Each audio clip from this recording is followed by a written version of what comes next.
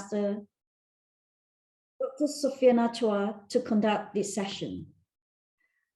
Dr. Sophiana Chua, she is the founder and training consultant of AVisionADay. I like this term, AVisionADay, and a strategic planning consultant at EPIPeople Consultants, and Adjunct Senior Assistant Professor at Universiti Brunei Darussalam. There's a place where she trains executives in foresight, strategic planning, and policy analysis. Her primary focus, though, is on assisting organizations in applying strategic thinking and system thinking in the development of strategic plans. I can't wait to hear from her today. Let's put our hands together and welcome Dr. Sophiana Chua to the virtual stage.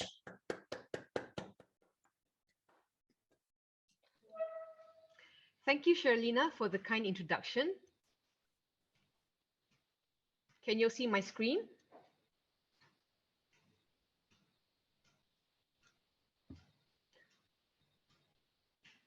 You can see my screen. Yeah. So the topic is the ABCs of planning. My question to you is this: when given a new task or project, do you jump into action? That is, do you act, then plan? Or do you plan first, meaning that you plan, then act? So which amongst you would be number 1 or number 2? If you can type that in the chat box.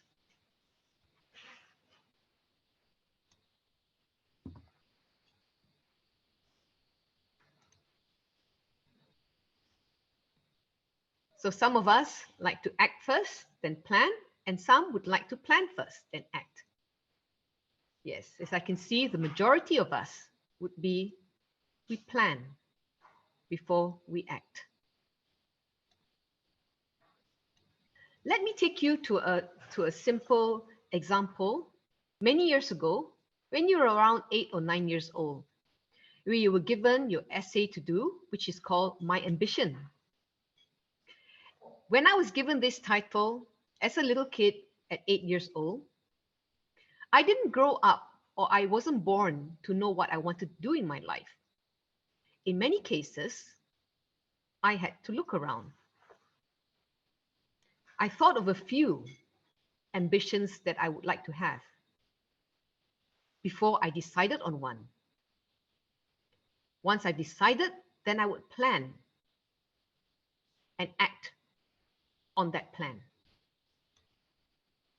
So if I put this one horizontally, you have look around, think of a few, decide on one, and plan, which I call my ABC, and I act on my plan.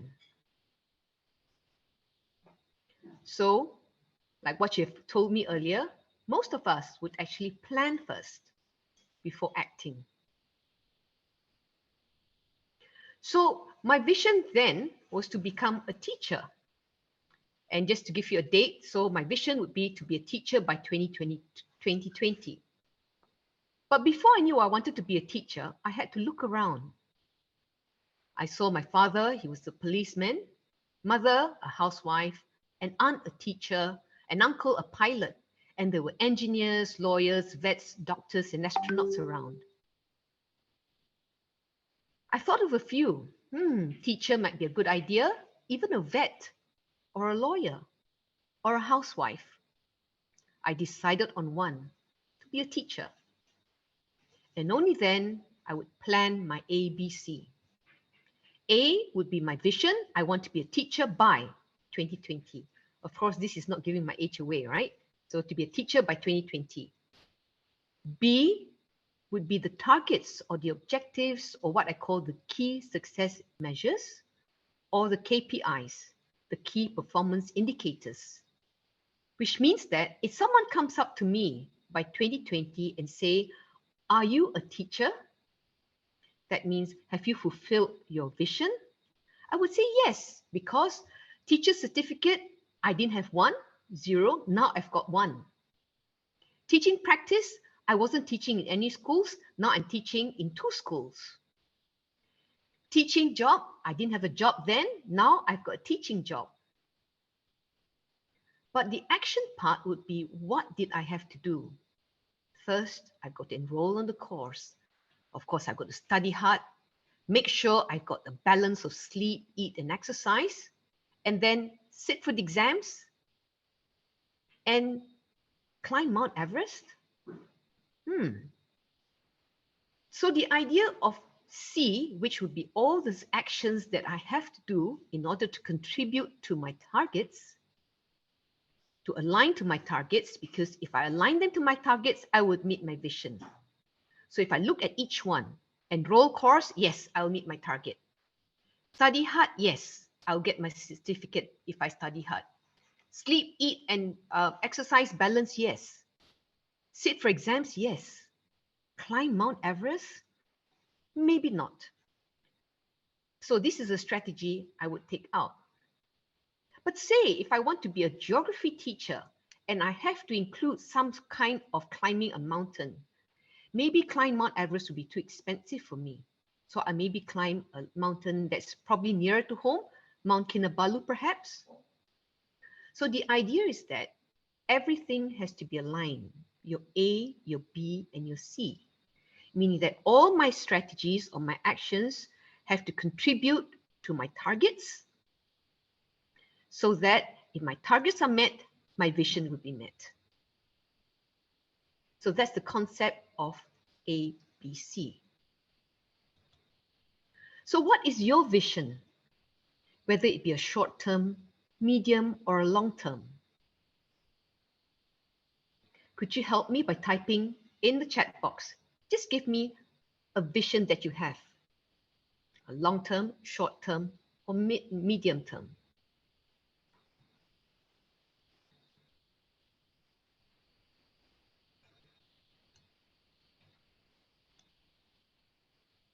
So medium term, any example? It could be a short term, could be finishing that report. A long term could be financially independent.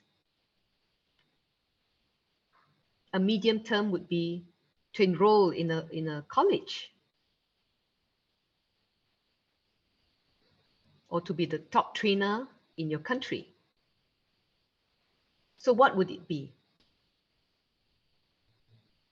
So while you're thinking about what you want to be, let us look at one.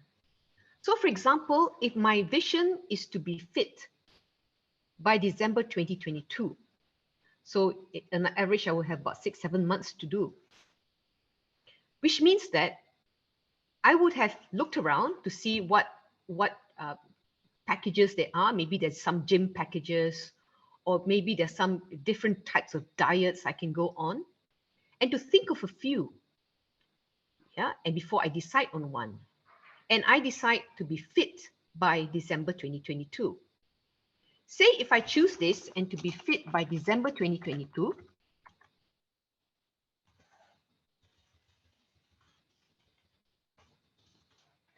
so if someone comes up to me and asks me in December 2022, Sophiana, are you fit? Have you met your vision to be fit? What do you think I should say? Should I tell them, oh, you know, I ran 5 kilometers a day. I stopped eating carbo and I stopped eating meat. Or should I tell them, oh, you know, I have met my targets because my BMI, so my BMI used to be 30 and now it is 22. My BP used to be high and now it's low. My cholesterol level used to be 6, now it's 5, and so on. So I would have given them a list of things which would have my targets that I have met, to say, yes, I've met my targets, and because I've met my targets, I could fulfill my vision. And the plan would be stop eating carbo and meat, for example. Yeah, no snacking in between. between meals and, for example, run 5 kilometers a day. So all these would be targets that I would want. This would be all the actions that I would have to take in order to fulfill my targets. Simple, right? So the ABC, and only then you start to act. So for example, how to come up with your vision. To come up with your vision, we can have so many different steps. For example, if I want to have my top dream to be the top 10 in the world, yeah, the top 10 best trainer in the world, coach in the world. So what must I already be in order to be top 10? I must be, by 2030, at least be the top 100. By 2025, what must I already be? I must be at least top 200. But what am I now? Maybe I'm top 2000. So because of that, you can have a plan that goes, say, 5 years in order. So I've got 3 plans in order to meet my ultimate target, to my ultimate vision, which is to be the top 10 in the world. That means I have to break down my vision into different sub-visions. So that can be done too. So what is yours? So if you get your vision, to start with the biggest dream you can have and to work backwards to where you are currently. So what we've done is we've looking around, thinking of a few visions, decide on one, and then you plan before you act on your plan. Funny enough, this is exactly what you do when you're in an organization doing strategic management or strategic planning. Except in organizations, you don't say, look around. You say we do environmental scanning, or we call it external environmental scanning. And you say, think of a few visions. You don't say that. You say, you do strategic thinking. And when you decide on one, you call it strategic decision making. And when you plan your ABC, that's actually strategic planning. Before you act on your plan, which is your implement and evaluate your plan. So the steps are very similar. In fact, they are identical.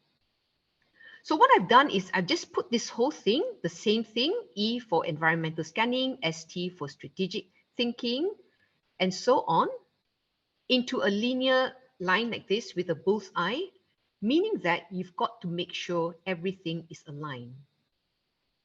Just as I've explained earlier on, your strategies got to be aligned to your measures or your KPIs or your targets, so that when your targets are met, your vision will be met. And of course, in the bigger world, in the professional world, if you're to do this for an organization or for your company, there will be different tools that you need to learn. For example, environmental scanning tools, sometimes what we call Foresight tools, strategic planning tools, and evaluation tools, which covers monitoring and review tools. So the whole idea is that you plan first before you act. It started off as a very simple ambition, but in the professional life, we call them the same steps, but different names. And we got to make sure they're all aligned, especially your C to your B to your A. And we know that this whole step is the planning part, which is just as important or even more so than the acting part. And all these in the professional life will contribute to what we call the components of a strategic plan, which is the environmental scanning, getting from environmental scanning, followed by the ABC part, which will churn out for you these different components of a strategic plan. So what started off in life very simple When we were young, life was very short, very simple and sweet.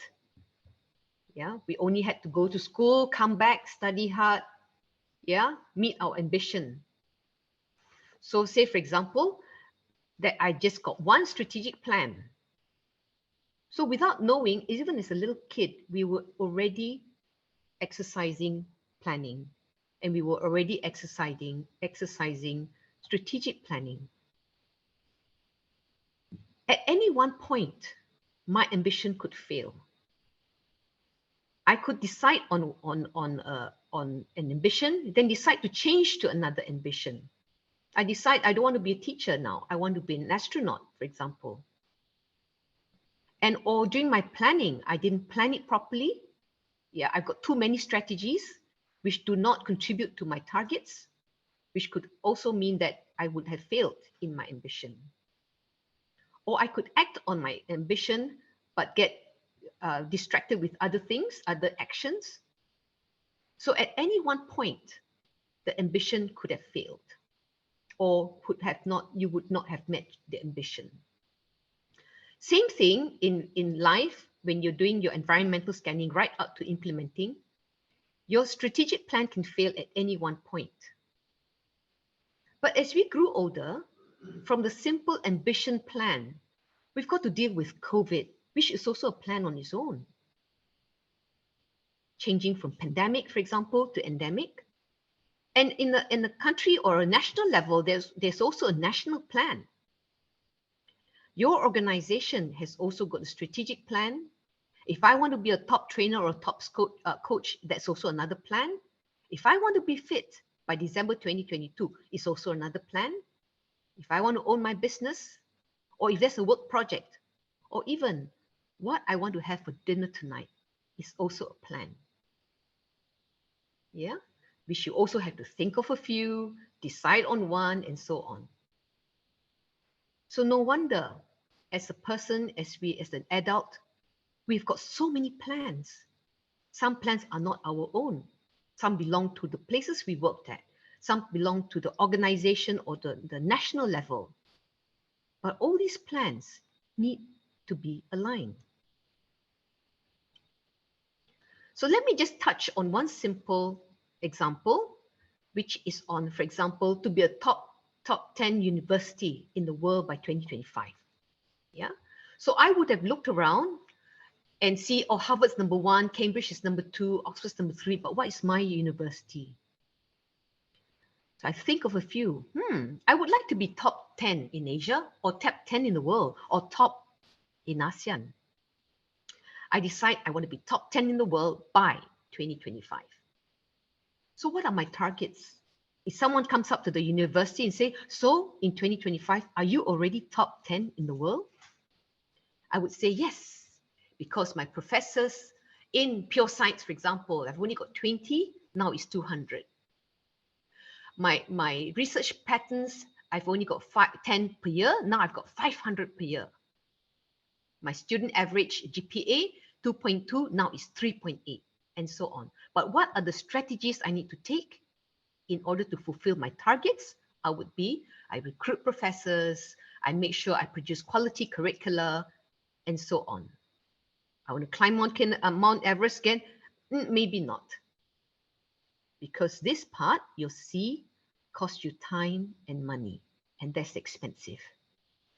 And when you're working in an organization that's big, sometimes it's very hard to discern between strategies that work for your targets and strategies that do not.